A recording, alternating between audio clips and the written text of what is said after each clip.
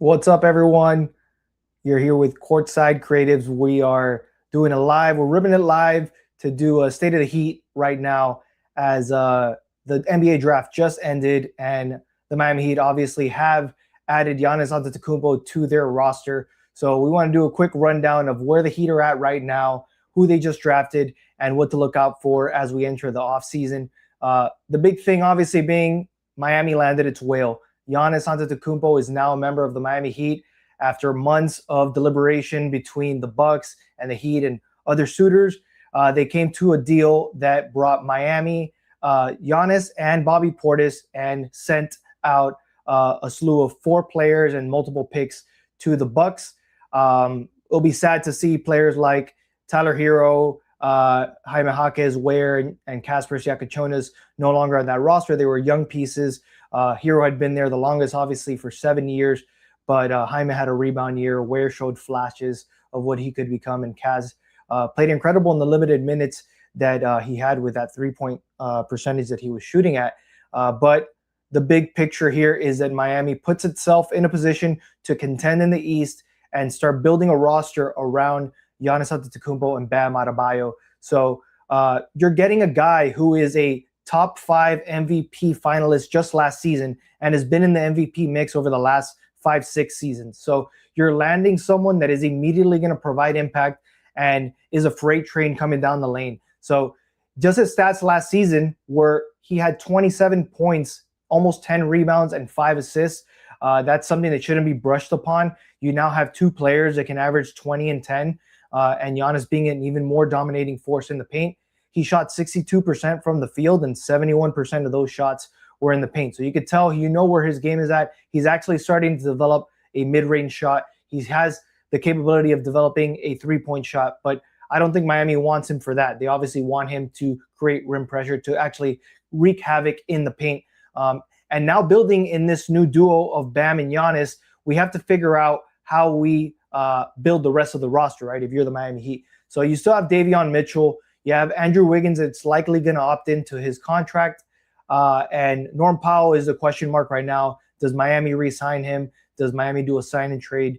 But you still have Bam, Giannis, Bobby Portis also coming in. That trade is huge for front court depth and veteran presence. I think that's a good pickup because he can get you rebounds, he can shoot threes, and he's going to be kind of a Udonis Haslem type where he's going to get in your face if you're the opposing team, and he's also going to not be afraid to talk to his teammates and trying to make sure that everyone's locked in the game. And then other pieces like Pelle Larsson, who had a great season last year, a gem that Miami selected last season in the second round, as well as Nikola Jovic, who obviously last year was not great. And Miami has to find a way to salvage him, either by packaging him to get another piece or to see how you can maximize what he has. And then you still have like Drew Smith and Kashad Johnson and a few other two-way players and guys that are on the minimums. But really, how else can Miami fill in their roster, right? They have a trade exemption from the Duncan Robinson trade. That's about $16 million that they can bring in another player with. They obviously still have the mid-level exception, which is around $6 or $7 million, and then you can have a bunch of veteran minimums. So what does that leave Miami with? It's not like too much positioning. We'll obviously talk about the draft pick they just made last night in the second round, but some free agent targets that Miami should be looking at.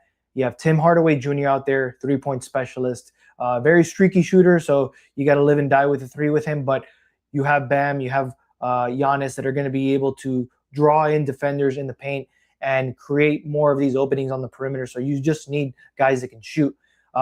Chris Middleton has also been thrown out there. He's obviously on the tail end of his career. I think he wouldn't be someone that gets a lot of minutes, but maybe get some quality minutes off the bench.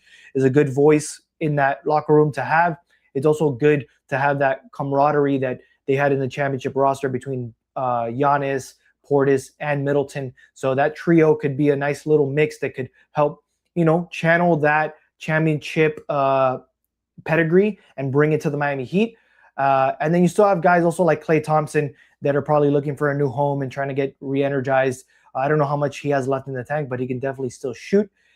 Anthony Simons would be a home run for Miami. I don't know if they'll be able to actually afford him. I'm sure there's other teams out there that can offer him more money than Miami could, but maybe he wants to compete for a title and would be willing to take less. Seth Curry is still out there. I don't know if he just resigns in Golden State just to stay with his brother and close out his career, but some exciting pieces that I feel like Miami has a shot at. Keon Ellis is someone like getting a Davion Mitchell 2.0.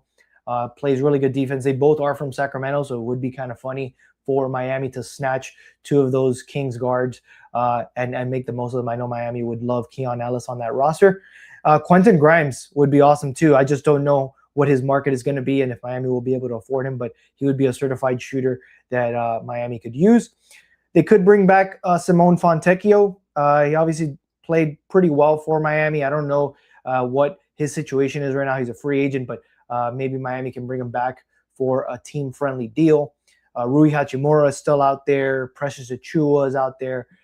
Bradley Beal, I don't know if he's willing to take a pay cut to come here or if he's a good fit, but he's a name that's out there. And then a couple others like Harrison Barnes. He's a plug-and-play guy, veteran poise, and can kind of give you some quality minutes off the bench. And then kind of like if you want to add a little bit more front court depth, you could have Jock Landale, who when he got moved to the Hawks actually played pretty decent. So I don't know. There's some names out there that you should be monitoring. I think Miami's going to have a good shot at landing a few of them. And then most importantly, let's talk about last night. Miami moving up from 41st to 37th to get Ryan Conwell, a combo guard out of Louisville. He's 22 years old. He measures around 6'2", but he has a 6'7" wingspan. So he's a sturdy dude. He's not like some light guy that's going to get pushed around. Mostly known for his offense, but not a pushover on defense. And Miami did a smart move here because they obviously need to bring in shooters, and bringing in a shooter at a low cost with a rookie scale contract is going to be amazing. He averaged almost 19 points per game last season, about 5 rebounds and 3 assists, and he even averaged 1 steal per game. And this is him playing alongside Mikel Brown Jr., who was selected top 10. So he was still able to make at least 99, almost 100 threes for the past 3 seasons in Louisville. So he has that knack for shooting threes. About 60%, over 60% of his shots from the field are from behind the arc. So that's definitely what Miami is looking for. And another good piece is he has a low turnover rate. It's not like he's someone that turns the ball over a lot. I don't think he's going to be the guy that's going to have the ball in his hands a lot anyway. He's more of a shooting guard, someone that's going to get in position. He can shoot in rhythm. He can shoot off screens. So I think that is a good thing for Miami. But he's also used to having the ball in his hands when needed. So some comps that have been thrown out there, think of a Max Strus, think of a Dante DiVincenzo type that have a good mix, that they can be able to play a little bit of defense, but they're really known as shooters, and Miami needs shooters right now. So I think this is a massive add for them. He's a high volume shooter too, and off the catch, off the dribble, he's able to make those shots. He doesn't need to be sitting in a corner. Don't expect that from him. And I expect him to be a little bit of a spark plug off the bench, someone that you can plug in immediately and get quality shots, get quality minutes from. And he has a strong frame, so I think that he's going to be the kind of guy that's going to adapt to Miami's system, that's going to be able to hold up to the defensive demands that a team like the Heat asks for. So I would say that he's more of a scorer than an organizer, right? So if you're looking for playmaking, he only really averaged under 3 assists, so don't be looking out for this one. This kind of player to be out there just dishing it out and doing a bunch of lobs. Like, he can do those things, just that's not his primary focus or what he's known for. And now kind of going back to Miami having to refocus their offense around Giannis, he's going to get a lot of open looks, right? Like, the gravity, the collapsing in the paint that's going to happen with Giannis going there is going to create a lot of opportunities in the dish outs. It's going to create a lot of other opportunities. My curiosity is, what is Miami going to do when Giannis is off the court? Are they going to tap into the offense that they were using this past season, which didn't use screens? There was a lot of movement and more free flowing. I wonder if they're going to kind of do that, flip the switch on and off depending on Giannis being on the court or not. So Conwell's going to have a good opportunity here to become a floor spacer, to make other teams pay when he's on the court, and he's not afraid to shoot it from deep. So I think that this is a great opportunity for him to become a bench shooter. for him to be part of that second unit that, Jaime Jaquez was definitely the engine for that. I wonder how Miami is going to find their engine for the second unit now. So I'm looking forward to see what happens from a free agency standpoint, who they bring in.